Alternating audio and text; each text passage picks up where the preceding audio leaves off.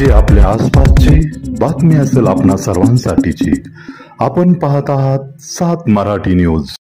पुणे महानगरपालिकेतील धायरे गाव मूलभूत प्रश्नांसाठी स्थानिक नगरसेवक ते देशाचे महामहिम राष्ट्रपती यांना पत्रव्यवहार करून सुद्धा पुणे महानगरपालिकेकडून मूलभूत प्रश्नांनी त्रस्त असलेल्या धायरेकरांना न्याय मिळत नसल्याने प्रश्न सोडविण्यासाठी अंतिम लढा उभारून आमदार, महापालिका आणि राज्य सरकारकडे दिली 100 तासाची अंतिम मुदत। आज पुण्यात पत्रकार भवन येथे पत्रकार परिषद घेत ग्रामस्थांनी माध्यमांशी संवाद साधत दिली माहिती। मी धनंजय बेनकर, दायरीचाच ग्रामस्थ आहे। आम्ही सर्व दायरीतलेच ग्रामस्थ आलेलो आहे। शासन दरबारी गेले 5 ते 8 वर्षापासून आम्ही दायरीतले 4-5 मूलभूत नाही तर गंभीर समस्या म्हणू आपण त्यांना, त्या संदर्भात वारंवार पाठपुरावा करून कंटाळल्यानंतर आज आपल्या पत्रकार परिषद आपल्या दरबारामध्ये जे न्याय मागण्यासाठी आम्ही ग्रामस्थ आलेलो आहोत। दायरी गावातले बरेच प्रश्न आहेत। अचानक लोकसंख्या वाढल्यामुळे तिथं प्रश्नांचा बडीमार झालेला आहे, पण 4-5 प्रश्न मी आपल्यापुढे महत्त्वाचे मांडणार आहेत। दायरीत 97 साली पुणे महानगरपालिकेने 4 DP रोड प्रस्तावित केले। ते DP रोड करण्यासाठी आम्ही मुंबईमध्ये आझाद मैदानावर सुद्धा आंदोलन केलं, पुण्यात सुद्धा आंदोलन केलं, दायरीमध्ये सुद्धा उपोषण केलं। सर्व आंदोलनं झाली। शासन महानगरपालिका तात्पुरती त्यावरती कार्यवाही करते, कागदी घोडे नाचवते। तिथं अस्तित्वात कारवाई कुठलीच होत नाही। आणि आपल्याला सांगण्यासारखी महत्त्वाची बाब अशी की आम्ही दायरी ग्रामस्थांनी राष्ट्रपतींना सुद्धा पत्रव्यवहार केला की दायरीतला DP रोडचे प्रश्न आहेत।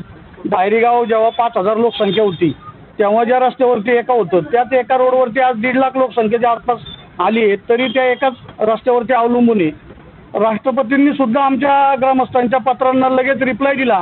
राज्य शासनाला मुख्य सचिवांना पत्रव्यवहार केला की बाबा या रोडवरती काहीतरी आपण कारवाई करा, या प्रश्नावरती काहीतरी आपण सोडवणूक करा, पण त्यावरती कुठलीही कारवाई झाली नाही। फक्त कागदी घोडे महानगरपालिकेच्या टेबलावरती नाचतात। तिथं अस्तित्वात कुठल्याच रोडचं काम होत नाही। तात्पुरतं 50 मीटर काम झाले, 100 मीटर काम होतं, पण तुम्ही प्रश्न संपवणार कधी? जर देशाचं सर्वोच्च पद राष्ट्रपती असताना तिथनं तुम्हाला खाली पत्रव्यवहार येतोय, राज्य शासनाच्या मुख्य सचिवांना राष्ट्रपती कार्यालयातनं पत्रव्यवहार झाला, याच्यावरती या प्रश्नाची सोडवणूक करा नाही तर योग्य ती कारवाई करा। मग महानगरपालिका का कारवाई करत नाही? आम्ही राज्याच्या मुख्य सचिवांना वेळ मागण्याचा प्रयत्न केला की आम्हाला तुम्हाला यासाठी भेटायचे। मला वाटतं 7-8 महिने झाले आम्ही 8-10 वेळा त्यांना मेल केले, पत्रव्यवहार केला, फोन केले त्यांच्या कार्यालयात, कुठलीही वेळ आम्हाला मिळत नाही।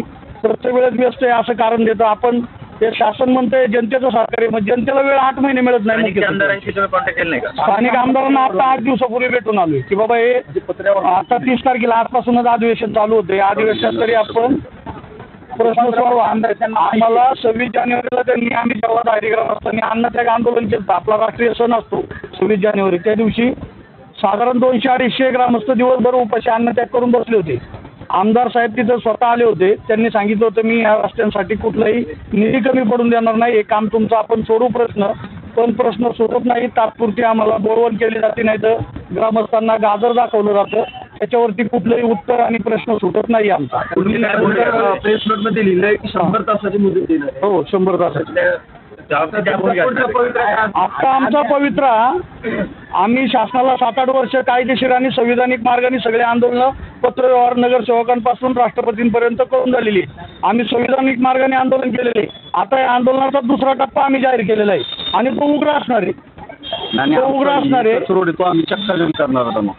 म्हणजे प्रत्येक गोष्ट आम्ही आंदोलनाची आता दर 4 दिवसाला 8 दिवसाला टप्पे बदलत राहणार आहे। 8 वर्ष आम्ही लढा देतोय आणि 8 वर्ष लढ्यामध्ये जर राष्ट्रपतींच्या पत्राची सुद्धा महानगरपालिका प्रशासन दखल घेत नसेल तर मग आता ते बाहेर गेलेलं आहे ना, आम्हाला आता याला शासन जबाबदार राहील। यापुढे जर आंदोलन हे उघड झालं ग्रामस्थांचं तर। आणि साहेब आमचं म्हणणं काय आहे की शाळेत मुलं वेळेत जात नाहीत, लोक कामावर वेळेत जात नाही, कामावर सुटल्यानंतर घरी वेळेत येत नाहीत, त्यांचा स्ट्रेस वाढतोय, घरी त्यांचा रागराग येतोय, घरी येताना त्यांना अर्धा तास लागायचं तिथं 2-2 तास लागत आहेत, परत चिडचिड होते, एका लाईनमध्ये येता येत नाही, काय नाही, एकाच रस्त्यावर ड्रेनेज लाईन, ती कधी ती ड्रेनेज लाईन रस्त्यावर सगळी विस्तार रस्त्यावर असते, मग जर दुसरे रस्ते झाले तिथं पण ड्रेनेज लाईन वगैरे होतील, अनेक मार्ग पर्याय उपलब्ध होतील, याचा तातडीने कुठेतरी गांभीर्याने विचार करून आम्ही सगळे टॅक्स भरतो, मोठा टॅक्स गोळा होतोय, याच्यावर लवकरात लवकर DP रोड लवकर मोकळं करणं आणि त्याच्यावर काम करणं आम्हाला खूप गरजेचं आहे, म्हणून आम्ही हे सगळं करतोय। आणि इथं सरकारने जर लवकर निर्णय नाही घेतला तर जोरदार याच्यावरनं आम्ही आंदोलन नक्की करणार आहोत।